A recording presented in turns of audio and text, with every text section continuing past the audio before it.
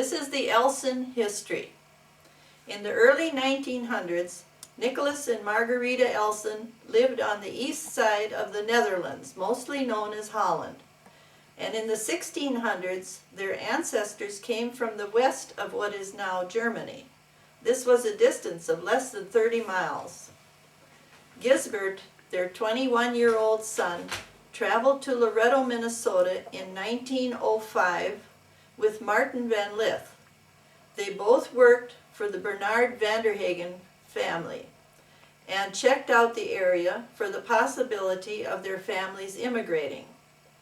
After 4 years, Gisbert returned home with hay machinery, as all farm work in Holland was done by hand. Gisbert said to his parents he would go back to stay, and it would be a good move for his older brothers and sisters, but difficult for them. Not wanting to split the family, they would all go except for one brother, Theodore. He had a government job and a sweetheart. He was appointed by the Queen to be Burgermeister, that's a mayor, of Rijswijk, and after World War I, Burgermeister of Naaldwijk. During World War II, he hid from the Germans in his cousin's basement in Benedenleeuwen, where he was born. The older sons did jobs where they would not be recognized. One was 20 years old and spent 2 years as a sailor on a river barge with no pay. And now I'll show a picture of their families. The first one is the early, and then the next one is when they're grown.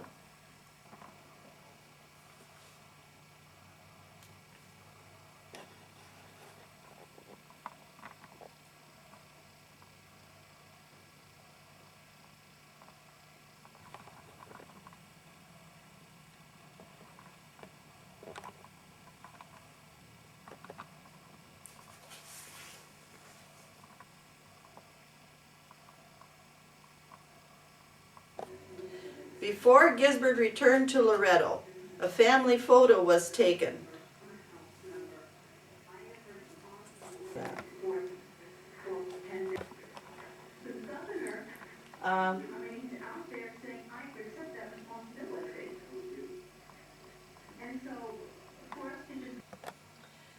Back in Minnesota, Gisbert rented the Pool Farm on number 11 and 92. He bought machinery, cattle, and 4 horses for $500 each. In March 1910, the family, Father Nicholas, Mother Margaretha, John, Marie, Docus, Gertrude, Peter, Henry, my father, Ben, Gerarda, Francis, Egidia, and Bill arrived. Cecilia waited a year to come. It was a 2-day train trip from New York with a stop in Chicago where a photo was taken of all the immigrants going to different places.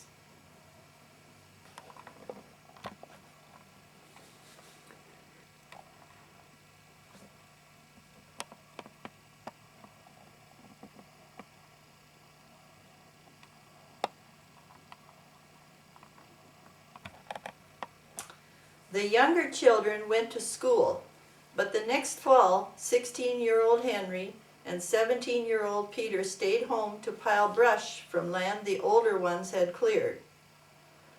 My father, Henry, walked to the pool school 1/2 mile to fire the furnace for the rest of the winters, and taught himself by looking at books and the math written on the board. Of course, he had to stay there a long time until the fire was burning good. He received 50 cents a week, which went to the family. Their neighbors, Schumachers on number 11, and even the Algers on number Highway 12, told me they could hear the Elsens singing Dutch songs as they went to and from church in Loretto every Sunday, in a wagon with 4 benches. It was called a streetcar and pulled by 2 beautiful horses. And here is a picture of it.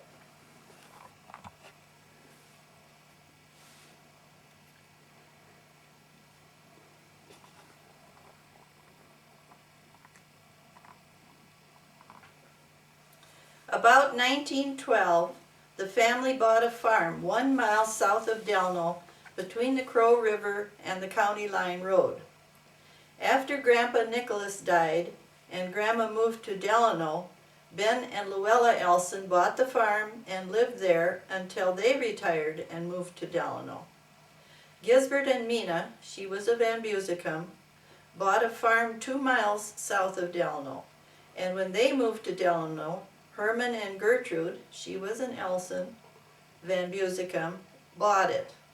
Docus and Louise Elsen farmed in Hasty and also moved to Delno when they retired. My father said of Uncle Docus, he was a wonderful skater, and he would skate from one side of the canal to the other on one leg, leaning forward with his arms folded behind his back. John Elsen married Elizabeth Becker and bought her parents' farm, which is on the east end of Highway 12 in Loretto. A fun note about them. The day the Elsen family arrived on the train in Loretto, Elizabeth's father, Nicholas Becker, said to her, "Another Dutch family is coming. Let's go to the depot and see what they look like." Grandma Elsen came out first, and then grandmother, and when John came out, Elizabeth told me he looked so handsome with a high white collar. She was singing in Loretto church choir, and soon John was playing the organ, and they married. Then the Becker farm was bought by their son Nick when they moved into Loretto. Peter and Caroline first farmed on the Dusa farm west of Delno. All the children were born there. After 1926, he bought a farm on Highway 12, 2 miles west of Delno. 2 miles east of Delno. After selling the farm to daughter Dell and her husband Harlan Rumsa, they moved to Minneapolis and bought a hardware store with son Clarence. Later, they built a home in Golden Valley and began a business of building homes with sons Bud and Marvin. Bill and Rosella farmed in Rogers, and after selling it, built a house in the same block as Peter and worked with a son-in-law bulldozing for new buildings and landscaping. In 1963, Peter, Ben, and Bill bought land on Rock Lake near Maple Lake.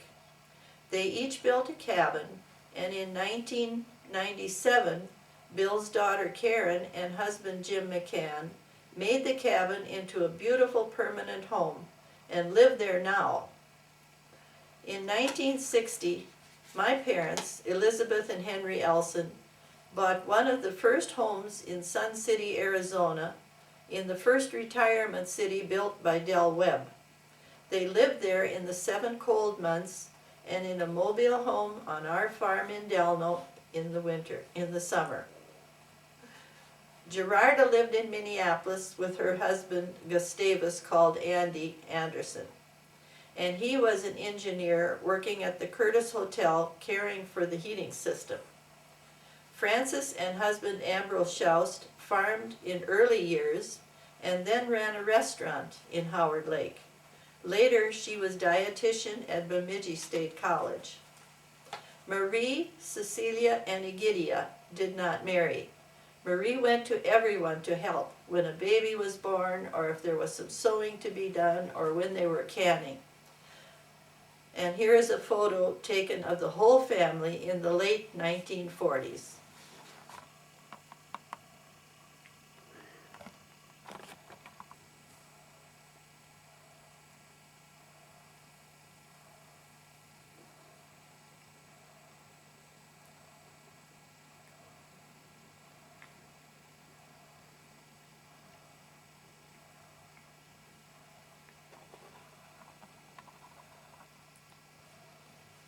This is the Van Busicum history. The Van Busicum ancestors were shipbuilders and gardeners in the mid-1500s in the Netherlands, mostly called Holland. At 4 in the morning, they would take their produce in a wooden cart with 2 large wooden wheels pulled by an oxen to the edge of a large city, Utrecht. There merchants would come to buy produce for their stores, but never on Sunday. In 1905, the oldest son of Herman and Elizabeth van Buzikum, Albert, went by boat to Canada, where he worked at a logging camp and then as cook for the Canadian Pacific Railroad. On July 27, 1907, he entered the U.S. at Portal, North Dakota, and from there he traveled to Dutch communities in Iowa. It was hotter than Holland, so he headed north to Minneapolis, where he rented a farm at Oak Knoll on a hill on the south side of Highway 12. A photo of the whole family was taken in front of that house after Theodora was born, August 4th, 1909.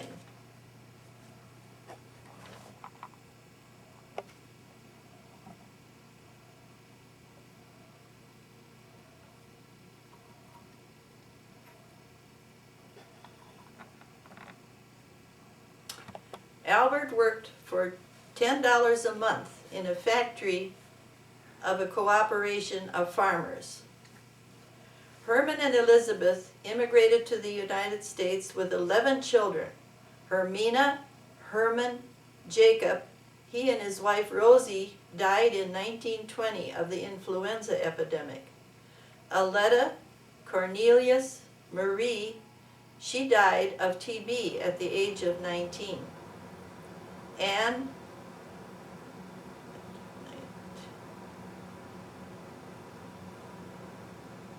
Elizabeth, my mother, Fritz, Tony, he died of a sledding accident at age 18. Anne and Theodore. 3 very young had died in Holland, and Albert was already here. They left Holland on the Potsdam ship, April 24th, 1909, arriving at New York, May 4th, 1909. They arrived in Loretto on a Saturday evening to sleep in the hotel. The next morning at church, they met the Bernard Vanderhagen family, who were already here for 5 years from Holland. After dinner at the hotel, Vanderhagen took the whole family to stay with them and helped ready the house on the Feltus farm by Ben Clares. This road was straight from number 11 through the Becker farm, and Aunt Lizzie remembers Cornelius, 11 years old, walking through their yard to the store with a box in a little red wagon, and returning pulling a heavy load, which was a case of beer. In 1910, the family moved to the Touches farm, south of number 11 on Independence Road, where the last child, Johannes, number 16, was born. Hermanus wrote to his brother in Holland that they did not order him, but he was a fine son. The family moved again to rent the Wyandotte farm 2 miles south of Delno on the west side of the Crow River.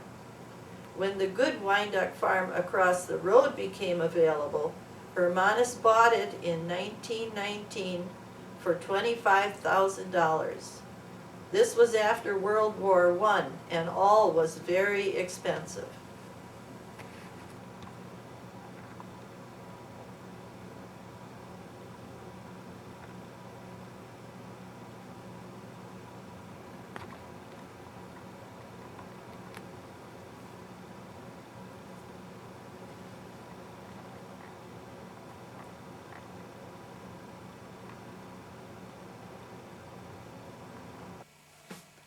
In 1919, Albert and Margaret bought a large variety store in Loretto for $6,000 and lived upstairs in the early years.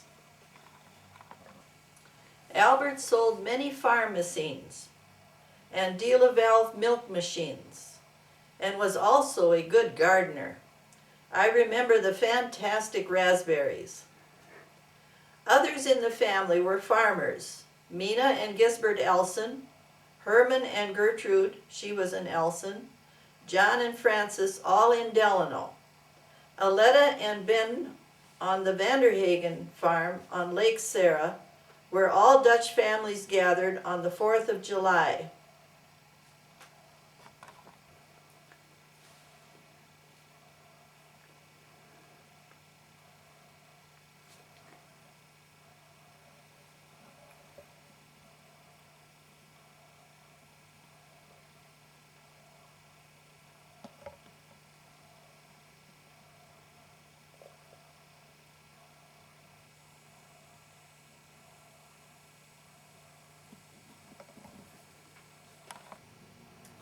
Elizabeth and Henry Elsen, my parents, first rented and then bought a 160-acre farm on Highway 101 east of Corcoran, where I was born. It is now Rush Creek Golf Course. Later, they bought another 240-acre farm, 1/4 mile from there. It is a housing development now with a double-lane road going through. Cornelius and Anita had an oil truck and delivered to farmers.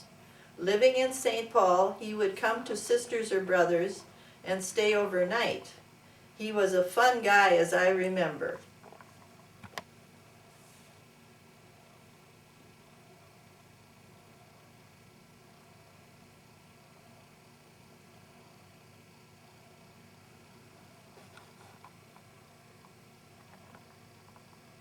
Ted and his wife Dorothy also farmed between Rockford and Hamel on Highway 55.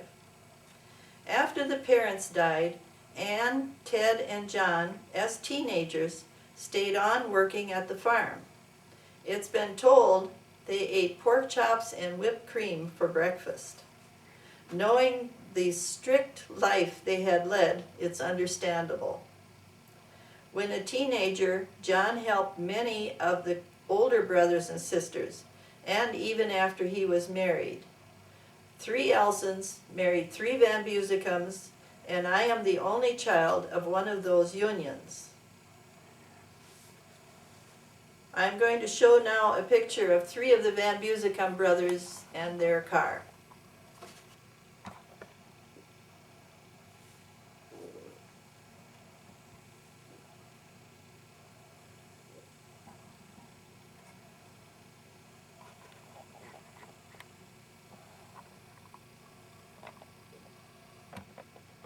This is the history of my family, our Gordon Peterson family. Gordy's father, John Peterson, was born in 1864 and bought our farm in 1899 for $1,500. It's 58 acres and has a lake in the back. The railroad was up to Maple Plain in 1868 and came to Delano through our farm after that. The road, now Highway 12, came from 92 through the Peter Elsen farm, past the one-room Hitzman School and Martin Kiddock farm. It is now Hitzman Lane. The highway continued across what is now Highway 12 toward the railroad and followed through where our buildings are now and out our west driveway. When Gordy plowed that field in the 30s, he noticed a path of gravel which must have been the old buggy trail. This route must have been because of all the water which is now on both sides of Highway 12 in front of our farm. In 1922, the farmers had a tile put in Kiddock's pasture across the highway to drain water south and east to Copeland Road. With the culvert under Highway 12, this also drained our field on the north of the highway so it could be cropped. Gordy remembers it very well because the 2 men who dug the ditch for the tile had their noon meal at his house. It took them all summer, as one spot was 14 feet deep. Gordy went with his father to watch progress. Dave Kiddock has seen a map of the ditch, which is now lost. The deepest part was done in stages, digging the first stage wide and throwing the dirt out. The next stage was narrower and the dirt thrown onto the first stage, and from there out the top. Then the narrow ditch was dug for the orange ceramic tile, throwing the dirt onto the second stage, and from there to the first stage and out the top. In the spring, when the frost would go out, the water would drain overnight. In 1998, the Kiddock farm was sold to Arthur Ahlstrom. He dug a deep pond where the tile was, and we have unhappily been looking at the high water for years and cannot get a vegetable crop off that rich, low soil. In the 1800s, there was an 18 by 18 foot house halfway to Lake Huey in our back pasture. We know the spot because when Gordy plowed, he would find boulders which must have been the foundation. We have one by our old well site and another by the road to the railroad. John and Mary, our son and daughter-in-law, built a house in 1982 out in the pasture on the west side of the lake, and they have the hearthstone which was by the door of the old house in their flower garden. They are all flat on one side. At some time after the highway was routed through the low spot, and before or soon after John Peterson bought the farm, that house was moved and is now the kitchen of our farmhouse. It has the original tin ceiling. John Peterson built 2 rooms onto the south of the old house. Gordy was born and he died at 86 years later in one of those rooms. In 1949, Gordy excavated under the kitchen for a cement block basement to replace the trap door in the kitchen floor, which went down to a small cellar. That's where we would keep food cool. I distinctly remember spiders as big as a radish. The old screen porch became a front entry closet, bathroom, and back entry where the steps went down to the basement. That was changed about 1960 to make a dark room, to make pictures in the closet. And when the dark room was moved into the basement, the bathroom was enlarged, including the closet and the front entry, to have a tub and a separate shower and 2 sink areas for a growing family. After a fire caused by someone, me, burning leaves in April 1957, which destroyed a granary, corn shed, and a garage woodshed. The rest of the house was excavated to put in a full basement and a double garage, and on top of that, a 20 by 24 foot built room. It is the part seen from the highway. This was used for taking pictures and for parties until Al and our daughter Jean moved in to run the vegetable business in 1983. That fire also resulted in a beautiful garden spot where the burnt buildings were. So much for house history. In 1948, Gordy and I were married, and his mother and stepfather moved to her childhood farm across 92 from Mud Lake. This farm was bought by John and Mary Elsen in 1950, and they have remodeled it, keeping its old charm. We bought a combination wood-gas stove to replace the old wood-burning kitchen stove. The pipe went across the ceiling to the chimney, where the potbelly stove in the living room also was piped in. At times, the kitchen one would smoke and get red hot as the insides burned out. Gordy's mother and stepfather gave us a combination refrigerator freezer. It was a time after World War II when you could not buy a car, and my father was also a milk hauler and bought a new truck, and because of that he could get a car to give us. We had a drain from the kitchen, but no running water. That came with the bathroom 2 years later, along with son John Henry. It was the night of January 18th, and the water basin upstairs in the house was froze by the time Gordy got home in the morning. In 1952, Gordy weakened the old barn and pulled it down with the tractor.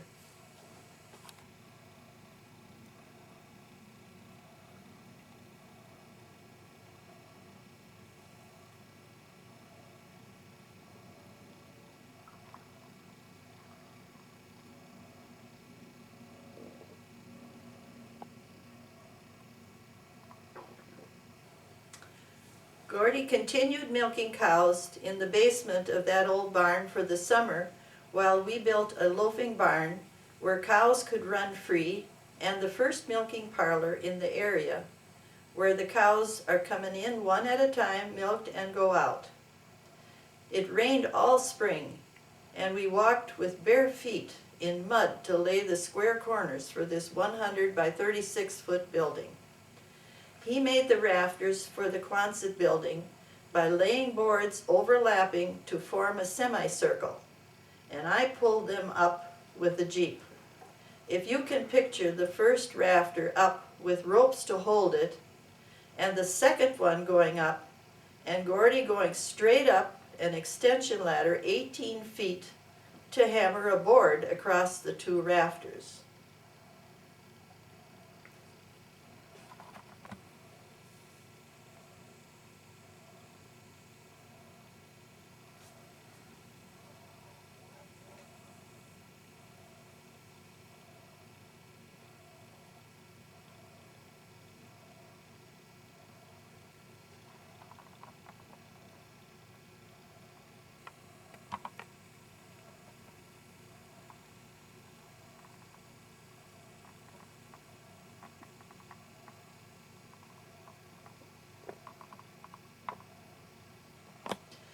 As I said before, John was born January 18th, 1950. Jean was born 1954, and the double corn shed with a tractor space in the middle was built without my help this time. Robert was born in 1955, and Sarah Beth in 1958.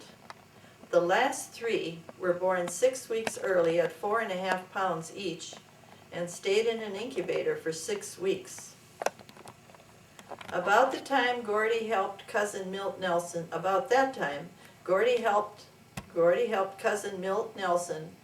build shelves for the first Target stores in the Twin City. He would milk the cows in the morning before going to work for 10 hours, and I would milk in the afternoon. That, or I, ended and lasted only 6 weeks. It was time to go into the fields anyway. Soon after, Gordy sold the cows, and liking woodworking, he made the milk house and the parlor cabinet into a wood shop. He made cabinets and furniture for several years. The loafing barn was taken down in 1994, and in 2000 the wood shop was enlarged and a garage added with a push button to open the door. We are getting modern. I took candid wedding pictures, children and group pictures, until John was a junior in high school. He took pictures to work his way through college, and Jean, Rob, and Sarah also did after him. I had been taking with black and white film and developing the film and the pictures in a darkroom, but John wanted to do it in color. I panicked, and for the first wedding I stood beside him taking it in black and white, but only for one wedding because the color was beautiful. John studied for a master's degree and worked at Payco teaching how to make color photos and how to run the color machines. I remember one time he gave me 7 rolls of film and asked me to photograph anything. I took pictures of animals, sat on the lawn and took the cars and trucks going by, leaves on the trees, and even the mud spots in the road. That was happiness plus. John is now working at Hutchinson Technology as a quality systems engineer. He and Mary built a home in our back pasture in 1982. Jean was a Phi-Ed teacher in Rockford until beginning the produce business on our farm with husband Al in 1983. They start in May selling bedding plants and potted flowers in the little stand by the highway. In July, the vegetables are sold, and in September and October, pumpkins and fall decorations. Rob was also in the produce business for a while and then trained for his dream to be a pilot. He works for American Airlines and has built a house onto our old house. His son Benjamin, age 24, is studying at the University of Minnesota, daughter Ann at a college in North Dakota, and son Lee is in the 8th grade in Delno. In the winter of 1980, I was staying with my parents in that Sun City, Arizona home, and after finishing college with a year in Holland and studying a year in Spain, Sarah Beth came to visit. She saw an ad in the newspaper for a travel school and took the 6-week course, finishing first out of 16.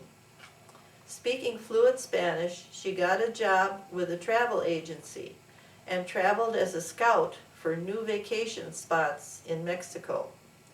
Then she worked at Honeywell in Chandler and moved to California working as a jewelry salesperson.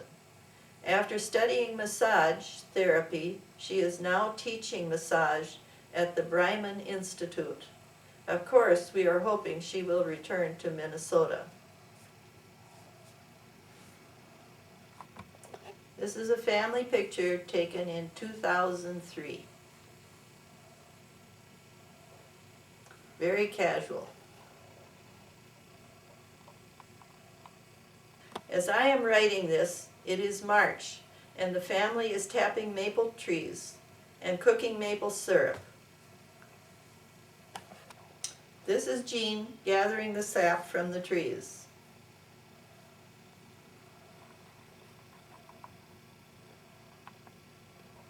This is John at the cooker, great big pan where the syrup is poured in and cooked over a heavy, heavy heat. Notice the change of weather. That's what can happen in the spring.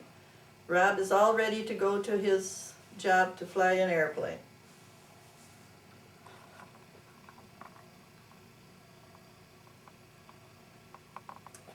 This morning, they peeled 4 layers of tarred roofing off our old chicken house, and next the whole roof will come off and we'll build a new one. The rest of the building is good. In 2 weeks, the field work will begin for another season of raising and selling produce in the little stand out our driveway on Highway 12. As the mother of all of this, I can tell you they are an amazing family, jack of all trades and master of every one. Thank you. Thank you, Mr. Johnson.